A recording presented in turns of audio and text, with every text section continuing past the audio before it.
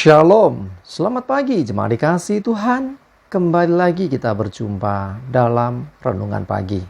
Mari pagi hari ini saya mengajak kita kembali untuk merenungkan firman Tuhan. Supaya dengan melalui firman Tuhan, hidup kita akan terus dibangun. Dan kita pun akan semakin bertumbuh, diteguhkan dan dikuatkan dalam iman dan pengharapan. Sebab firman Tuhan adalah kebenaran. Firman Tuhan sumber kekuatan. Firman Tuhan pedoman dan penolong bagi hidup kita. Bahkan firman Tuhan jugalah yang akan senantiasa menuntun kita dan menerangi setiap langkah hidup kita. Mari jemaat dikasih Tuhan, sebelum kita merenungkan firman Tuhan pagi hari ini, kita akan berdoa bersama terlebih dahulu. Bapa di surga, kembali Tuhan, pagi hari ini kami datang ke hadirat-Mu. Kami menaikkan segala puji syukur atas segala kebaikan-Mu dalam hidup kami. Atas begitu besar kasih setia-Mu ya Tuhan. Begitu besar rahmat dan anugerah-Mu. Segala berkat dan kemurahan-Mu, perlindungan-Mu, penyertaan-Mu, pertolongan-Mu, dan juga bahkan pemeliharaan-Mu atas seluruh hidup kami. Terima kasih ya Tuhan. Dan pagi hari ini kembali lagi kami akan merenungkan firman-Mu. Mari Tuhan, singkapkan dan nyatakan kebenaran firman-Mu. Dan Roh Kudus, urapilah kami ya Tuhan, sehingga kami bisa menangkap apa yang menjadi pesan Tuhan. Dan kami mengerti akan kehendak-Mu ya Tuhan, serta melakukan kebenaran firman-Mu di dalam hidup kami. Terima kasih ya Tuhan. Di dalam nama Tuhan Yesus kami bersyukur dan berdoa. Amin. Mari jemaat dikasih Tuhan, sama-sama kita akan buka Alkitab kita. Renungan pagi hari ini saya ambilkan dari Amsal 28 ayat 20. Saya bacakan. Orang yang dapat dipercaya mendapat banyak berkat. Tetapi orang yang ingin cepat menjadi kaya tidak akan luput dari hukuman. Jemaat dikasih Tuhan, dipercaya itu tidak mudah. Tetapi ya, menjaga kepercayaan jauh lebih tidak mudah lagi. Sekali lagi ya, kalau kita dipercayai, ya, kita harus bisa menjaga kepercayaan itu. Karena orang yang dapat dipercaya, ya, dipercaya dalam hal apa? Dari ucapan maupun tindakannya tentunya. Maka orang itu akan mendapat banyak berkat. Sebagai contoh misalnya, orang akan mau berinvestasi tentunya terhadap perusahaan yang dilihat, oh dia dapat dipercaya ini, punya potensi untuk maju ini gitu kan. Kalau hidup kita dapat dipercaya, akan begitu banyak ya kepercayaan yang Tuhan akan berikan dalam hidup kita. Setia dalam perkara kecil akan dipercayakan oleh Tuhan perkara-perkara yang lebih besar. Nah, karena itu ya kuncinya jangan ingin cepat kaya. Banyak orang ingin cepat kaya akhirnya masuk penjara. Ya, korupsi lah, ya, termasuk mungkin kejahatan, penipuan dan sebagainya. Justru itu membuat orang menjadi salah sehingga bisa sampai mendapat hukuman di penjara. Tetapi perhatikan, orang yang dapat dipercaya akan mendapat banyak berkat. Nggak sedikit loh, banyak berkat.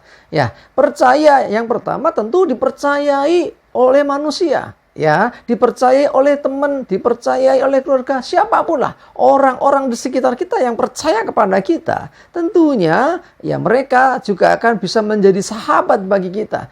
Karena ada sisi yang kita dalam diri kita yang dapat dipercaya. Bahkan tidak jarang mereka juga akan menjadi saluran berkat bagi hidup kita. Yang kedua tentu percayaan Tuhan. Ini nggak kalah penting. Yang terutama bahkan saya katakan, dipercayai Tuhan. Kalau hidupmu dipercayai Tuhan, artinya di situ engkau diberikan sesuatu dan engkau bisa mempertanggungjawabkan apa yang Tuhan percayakan itu. Maka Tuhan akan memberikan kepercayaan yang lebih besar lagi. Jadi ada tanggung jawab yang lebih besar lagi. Jangan lupa ya, di balik setiap kepercayaan dan tanggung jawab yang Tuhan berikan, di situ ada berkat yang menyertai. Ya, kalau kita dipercayai di lingkungan di masyarakat, ya ini ada yang nyalek mungkin, akhirnya dia terpilih, ya otomatis dia kan dipercaya orang kan, akhirnya jadi anggota legislatif. Misal contoh nih ya, kan sebentar lagi pemilu ya, akhirnya dia karena dipercaya, dia dapat kesempatan untuk menjadi wakil rakyat, ya hidup kan diberkati.